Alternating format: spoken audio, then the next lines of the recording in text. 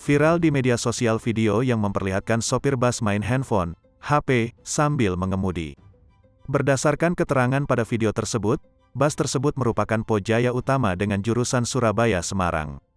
Disebutkan juga kalau saat itu bus diisi penuh dengan penumpang. Kondisi jalan yang dilewati sedikit lancar dan malam hari. Penumpang merekam aksi tersebut karena melihat sopir yang sepanjang jalan tidak fokus mengemudi, malah bermain ponsel.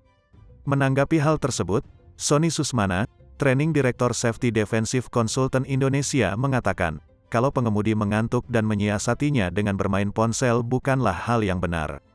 Cara dia mengakali dengan bermain HP sangat berbahaya. Jadi harusnya kalau capek banget, gak usah gengsi, berhenti saja dulu sebentar, ucap Sony kepada Kompas.com, Senin, tanggal 27 Desember tahun 2021. Kemudian jika sopir takut dimarahi penumpang, buat saja alasan untuk berhenti, sekadar mengecek ban. Berhenti saat mengantuk ini kan demi keselamatan sopir dan juga penumpang. Sony menambahkan, sopir angkutan umum harus memenuhi beberapa aturan. Pertama adalah menjaga keselamatan penumpang dengan cara berkendara yang aman, yakni hanya fokus mengemudi dan tidak melakukan aktivitas lainnya. Kedua, jangan pikir kalau mengemudi sambil main HP itu jago, tapi itu bodoh. Pengemudi tidak akan pernah tahu kondisi lalu lintas yang berubah-ubah, sehingga butuh konsentrasi untuk mengantisipasi bahaya, ucapnya.